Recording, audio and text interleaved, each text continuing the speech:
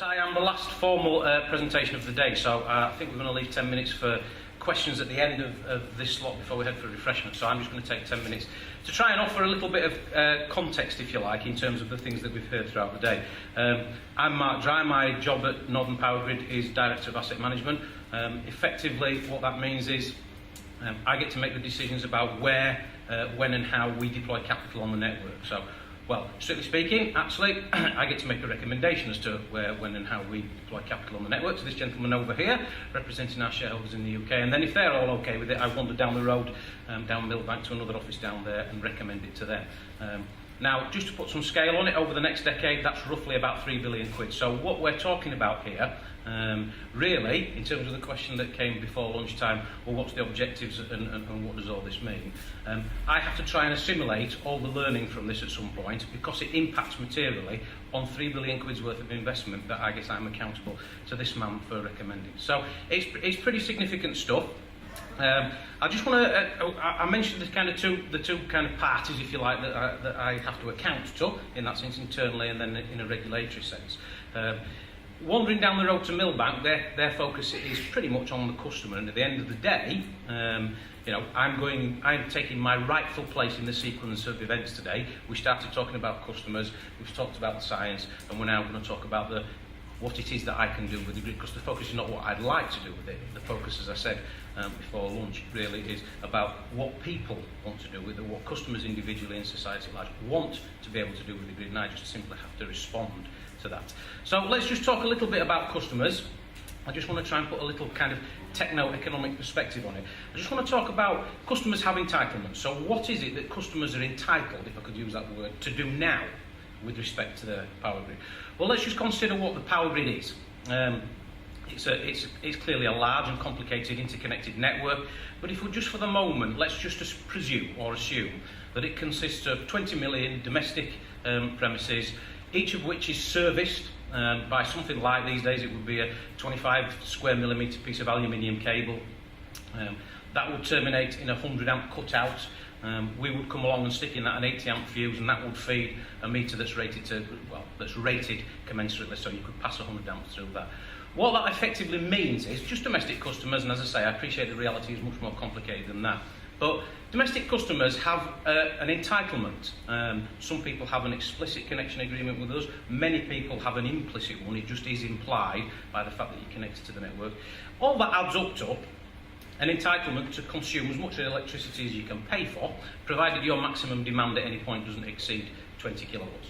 So, provided you don't exceed the 20 kilowatts, you're okay. Now, if you consider that the sole use assets, i.e. those things that exist for your consumption and your consumption alone, so the meter that I talked about, the cutout and that service cable that runs out into the public footpath, that's all perfectly adequate for your entitlement. Now that is the last, if you just walk out of your house and you walk to the footpath, where those assets connect into the first piece of distributed main, that ends. And it's never true again. It's never true anywhere else in the entire power system of this country. So your meter, your cutout, your service cable is perfectly good for your entitlement. Once you get beyond that, once it connects to anything to which anybody else is also connected, it's not good for it.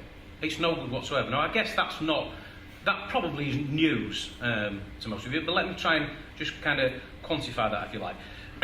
You're entitled to take 20 kilowatts. And it's still one of the most surprising facts to me. It was 25 years ago when I joined the industry. We design for an after diversity maximum demand for each dwelling of 2 kilowatts. Okay? So we make our network big enough to provide you with 2 kilowatts. So nowhere after your service connects onto our network can you take your entitlement of 20 kilowatts unless some other things are true. And thankfully, generally speaking, most if not all of the time, those other things are true. But just dwell on that for a minute. Effectively, I've diversified away 90% of your entitlement in my design policies. I've shared it out amongst you all so that I can build a network that's, roughly speaking, sized at only 10% of all your aggregated requirements. And we all benefit from that because we all only have to pay for 10% of those aggregated requirements. So, as I say, that's not rocket science and it's probably not news. Harriet made the interesting observation earlier that people think of the network like the National Health Service, and that kind of resonated with me. You know, and banks, we all know, don't keep enough reserves to pay us all the money that we have with them if we all went at the same time. So there's no big surprises there. It's not rocket science, as I say. And I guess people will not adjust their binge drinking peak times just to suit the times when the A&E departments are not very busy. They're going to go binge drinking when they want to go binge drinking, even if that coincides with the A&E department's peak. So it's not rocket science, but I just wanted to kind of quantify that for you, because in a kind of techno-economic sense, that's what we're dealing with. The leverage factor, if you like, the gearing on that is huge. 90% of your entitlement isn't there if you all wanted it at the same time. Now, as I say, fortunately, up to present, that's not been the case. You've all pretty much, the sort of stuff that was talked about before lunch has helped us out, and we've all got diverse behaviours. It's all Brownian motion out there, so everything's rosy in the garden. But that's the tradition. So we've got, so thermally, if you like, we've diversified away 90% of your entitlement. Not only that, we've got some voltage constraints. So we build an LV main, as I say, that's diversified away in the way that I've described, and then along it, as we connect people, the volts drop from the beginning through to the end. That's just basic Ohm's law. And the slide just confirms, if you like, the level of gearing that I've talked about. Now, there are some things coming along, and I'll build them all up there, that are going to change that. Heat pumps, electric vehicles, they're going to add, if you like, to that problem. So not only would is the potential there for us to get a thermal problem, i.e. as we electrify more of the requirements that we have as individuals and as a society, that's stretching, potentially to breaking point, the diversity assumptions that effectively myself and my forefathers made when they built this network. Adding to that, in terms of a voltage profile problem, is you've also got, and this is the comment that Phil made earlier, if you look in our business plans, one of the things that we think will be taken up by people more rapidly than perhaps heat and electric vehicles, we do see, and we are seeing the evidence of this in terms of the connection inquiries that are coming through our business right now, we do see a quite reasonable interest in PVs. And I guess, again, that's not rocket science. We all drive around the place. We all see the numbers of solar panels that are appearing on roofs. The problem that gives us is, it's kind of the opposite, it's the opposite problem, or potentially at times it can be the opposite problem from a thermal point of view. But from a voltage profile point of view, it gives us the opposite problem, because no longer can we rely on volts being dropped as we go down the feeder, so we can set the sending end voltage with reasonably reliably at a consistent level. We've now got a problem where at certain times of the day we're sending electricity down the thing from both ends, effectively, and that does give us voltage profile problems. So, not only that, you've also got all sorts of complexities of the kind of stuff that Harriet talked about earlier, which is, if you think about it, for instance, in terms of the traditional load, if you take heating, where might we see the biggest, when it does come, where might we see the biggest uptake of heat pumps in terms of the electrification of heating? Well, it might not be the electrification of heating that comes from heat pumps. It might actually be just swapping the current electric. So people who have currently got gas heating, say, they're probably not going to be the first movers in terms of electrifying onto heat pumps, but people who have already got electric heating in, who may be E7 customers, for instance, they're probably more likely to electrify their heating. So they're going to use a heat pump. It's more efficient. They no longer need the economic benefit of using it in the middle of the night when the rest of us are asleep. So it's possible that all these things make the position even more complicated than my graph showed, because we might start not with electrification, but with an adjustment of the peak period from the very time that we shoved it to, in the 1970s, with economy 7 types. We might shove that back to the slot that we're actually trying to get it away from. So, in that sense, Phil's right. One of the biggest things that, and I just want to touch on a couple of them, he's already mentioned them both, so I aren't going to dwell on them. No, that's fine, Phil, he'll be apologising later, but we always have these things well planned between us. We always know exactly what each other's going to say, so there's no problem there, is there? The two most important ones, one is that ACE49 report, which, if you don't know, and I wasn't around at the time, I just learned it because it's part of the language of it. That stands for the Association of Chief Engineers, which in the 50s and 60s, I presume, was a very august body of men, and it probably will only have been men at that time, which wouldn't be true today, thank goodness. Basically, it produced quite a key milestone report in the history of the industry, which resulted in that kind of, the diversification that I talked about. Now, that's all up for grabs, and that's been around, well, 30, 40 years, longer than that, and it's stood the test of time. So the significance of what this project is trying to do is not to be understated, really, and not to be underestimated. That's a significant piece of work. Now, we don't have it yet, so I'm not here to talk to you about this is exactly what we're going to do and these are the new numbers and what have you, but clearly you can see if you do what I do for a living, the output of that thing is going to be quite important. Similarly, Phil talked about the NPADS tool, and I just want to end my brief slot just by touching on that. I'm glad you asked the question what it stood for, and I'm glad our friends from the ATL answered it, because I'm not sure I would have been able to recall that. But from my point of view, this is something that's going to be ultra important in the next decade, because this and the, if you like, the people side that goes with this, it's not just about a new tool. It's about a different kind of way of thinking about how we design it. New skills, not only new tools are going to be required, but new people, the disgusting millennials that Phil talked about earlier in the day, thankfully, they're probably better equipped than their predecessors were to be able to take on board these new skills. So there's an agenda of not just new tools. We need new people with different skills that we haven't, quite frankly, equipped them with before. So I'm quite excited, well, very excited about the future, particularly this kind of thing. What you won't know, because it's not part of this project, alongside the CLNR project that we're running at Northern Powergrid, I'm also running the biggest IT project in our group of companies, I think it is. So we've got a roughly £25 million project going on. A significant chunk of that expenditure, probably the biggest chunk, is complete replacement of our legacy GIS systems. So taking what in some parts of the business is still a kind of effectively just a facsimile, a raster scan of some old hand-drawn records. That's not true throughout the company. We do have some sophisticated GIS systems, but we do not have some as well. So taking all those and replacing them with a single instance of a modern GIS system, coupled with this kind of thing, means that for a new generation of people coming through the engineering ranks at Northern Powergrid, those kind of tools combined mean they're going to be able to do much more than we were able to do in that. And thank goodness, because hopefully, as you've seen from what I showed you earlier, we're going to need to do it. So I think that's my 10 minutes. I think we're going to take any questions, Jim, are we? So I just want, as I say, hopefully, I appreciated the question earlier about what does all this mean. Hopefully, I've just tried to give you a feel for what it means for somebody in my position who's not actually day-to-day part of the CLNR project. So that's me, folks.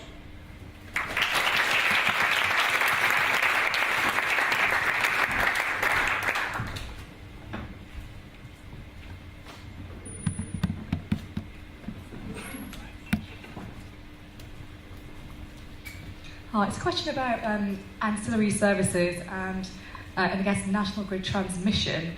Is any of the work that you've been carrying out in terms of looking at, I guess, the standards point and ACE 49 and everything else, actually looking at how ancillary services on a DNO level could support national grid's potential challenge/crisis in terms of their balancing services?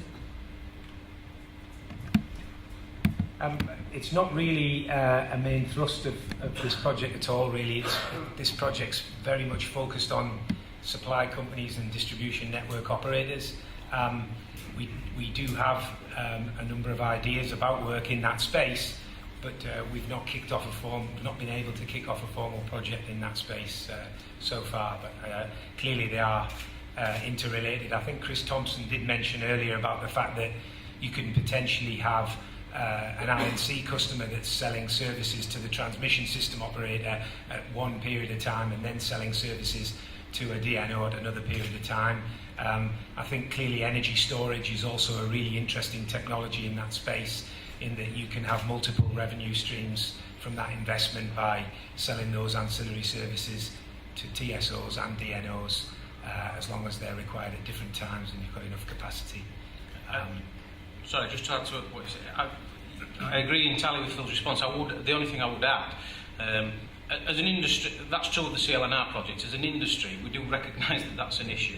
So via a number of forums like the ENSG, which is the debt group and what have you, we are beginning to look at those kind of, well, we call them cross-sector. They're not anybody outside the industry would regard that as bizarre. They're not cross-sector at all. There's just a voltage difference. So, and I think it's fair to say it would be a fair criticism to level at the industry that we've been slow to recognise the issues that are, the transmission distribution interface issues. So we certainly were as an industry a little bit slow to recognise that, but we are up and running and trying to coordinate that, not via CLNR but via various other industry forums. So we are waking up to those issues, but probably not where we should be.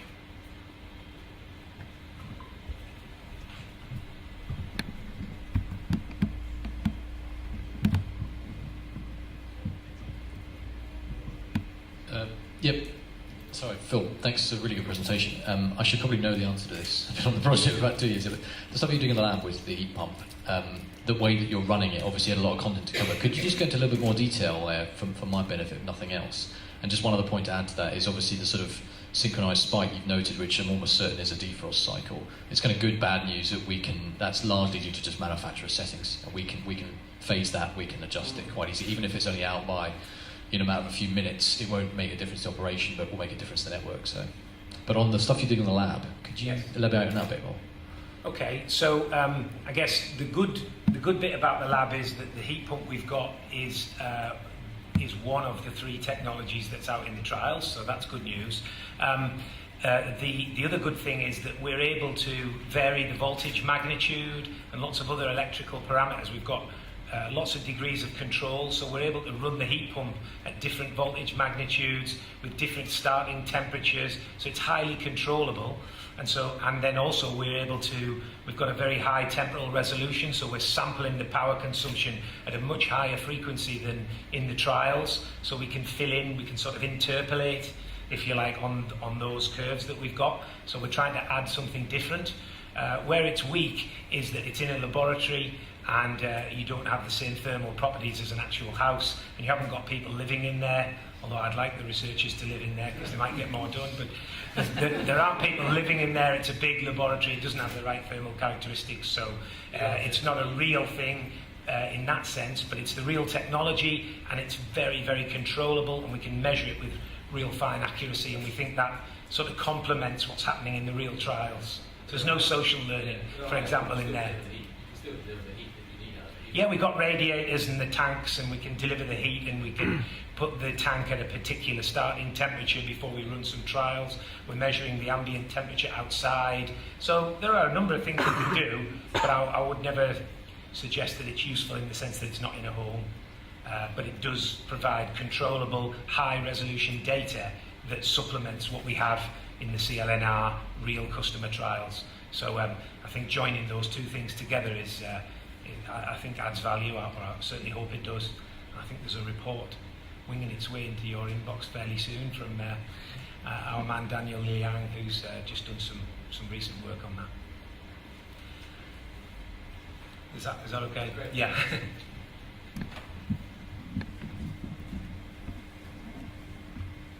Hi Phil. So my question again is really about archetypes, and you mentioned a lot that we've got all these electricity consumption profiles, and you've looked at demographics, which might be useful explanatory variables behind that. Did you produce archetypes? So, consumer type 1, consumer type 3 to 12, or ideally 3 to 4, something like that, so that we could, deploy them in a model like the one that we can see on the screen here? Yeah, that's a really good and tricky question, typical of you, Shane. We've looked at the data, and we've done some clustering work, and we've tried to see if there are some naturally emerging clusters in the participants here. We've got a big data set, so we thought we could do that. We've looked at that, and we've derived a number of different clusters, and we've started to look at the social variables and see if there's a match or some kind of predominance of social variables in those clusters. Let's just say at the moment it's inconclusive. So whether that means that social variables aren't a good indicator, or whether it means we haven't got the right social variables, or whether we haven't got a wide enough spread of participants, there are a whole host of reasons that could explain that. But at the moment, I can't stand up and say to you, these are the archetypes and these are the predominant social variables in those archetypes. We haven't been able to discern that from the data up to this point. but we're certainly trying to look to see if it's there. Phil, thank you very much for pointing out the sort of phase imbalance challenges that you're facing. Rumour has it that some DNOs don't actually know exactly which phase goes to which house, and I wonder to what extent that might inhibit your ability to help with demand response, to help with phase imbalance. Yeah. Okay. On the assumption, give your answer on the assumption that that's true, of course. Assume it's true for the moment. Yeah.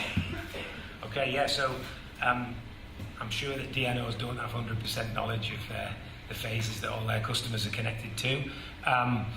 But what you see is that in these LCNF projects, all of them have a very heavy instrumentation monitoring element to them, and that instrumentation element is always a forerunner to any kind of control system, because otherwise, as you really pointed out, I guess, is that without that you're just playing blind and you're moving customers up and down, and they could be on the wrong phase and making it worse, not making it better.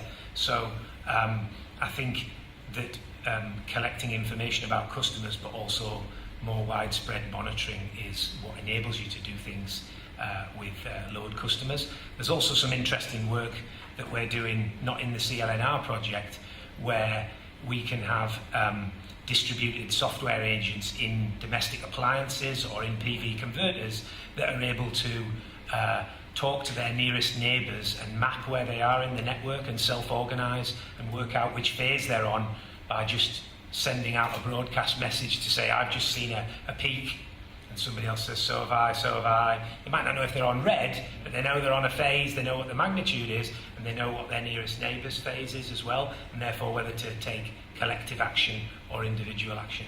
So that's external to CLNR, but we leverage that knowledge into this project. So I think it's better data and systems for DNOs, it's monitoring, and then it's clever gadgetry for distributed self-organisation.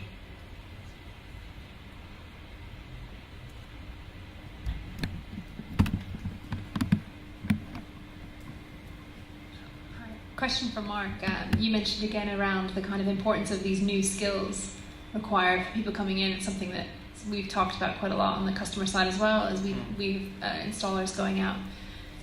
Is that part of the LCNF project? I mean, is there anything to take that forward into industry to kind of start to change the way engineers and associated services are trained?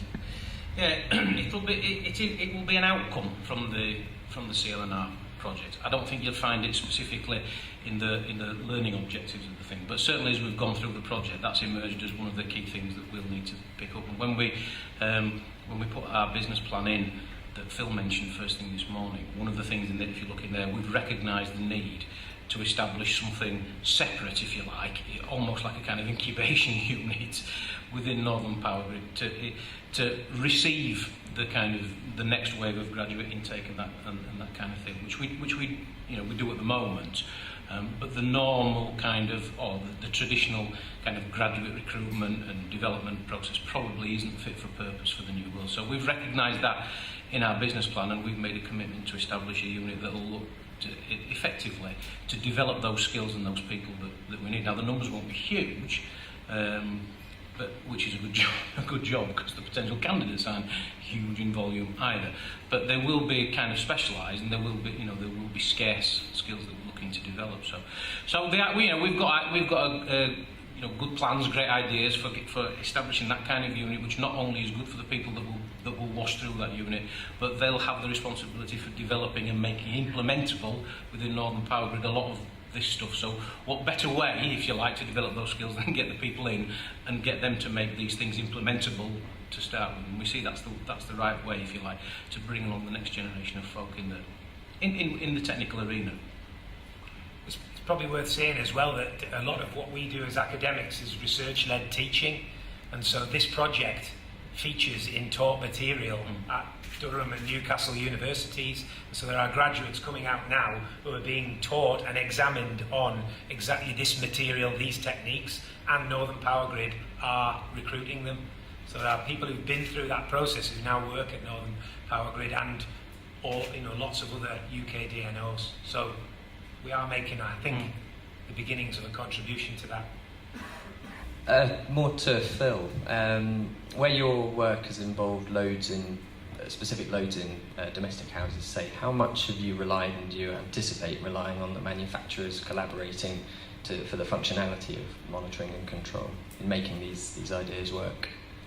So where it's heat pumps and electric vehicles, how much are the OEMs involved in helping make your ideas work? I don't tend to interface directly with those OEMs. I guess the OEMs that I interface with personally in the academic area would be the people who are developing the control systems.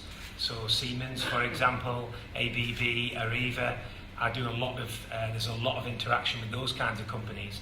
In terms of the OEMs of the low carbon technologies, I think we really get a lot of that information via British Gas, because they're often closer to the installation than those OEMs, so we get the information back through that way. A little bit from the laboratory that we've built, so we have our own electric vehicle, heat pump, storage system, so we interact with those OEMs, but they're not always the same OEMs as the ones that are supplying to the test cells. So it's limited direct to us, but I think through Northern Powergrid and British Gas there's a lot of interaction there. And just one final comment from me on that specifics. There is a fair bit of interaction at the kind of DNO collective level via the Energy Networks Association. So one of the things, and I made the comment earlier, that one of our objectives is we don't want our network to be a barrier. If people want to use electric vehicles and people want to take heat pumps or whatever else they want to do, quite frankly, our objective is we don't want our network to be a barrier to that. So there's been a lot of work done by the industry in terms of things for heat pumps along the lines that we have for embedded generation, so G83 type processes, where if it's below a certain size and it complies with certain standards and therefore isn't going to, if you like, inject adversity in terms of power quality back onto the network. So we've done a lot of work standardising that to get to the point where heat pumps and EVs that meet the right standards can just be connected up and then notified rather than having to come to us first. So a little bit outside of the CLNR project, but again as an industry, as a sector, if you like, the DNOs have done quite a lot in terms of developing standards in that arena, because it is a concern for us. I think we're done. Right, I think that's it. Thank you very much, Mark and Phil. Brief coffee break now, and then we'll come back for the expert panel.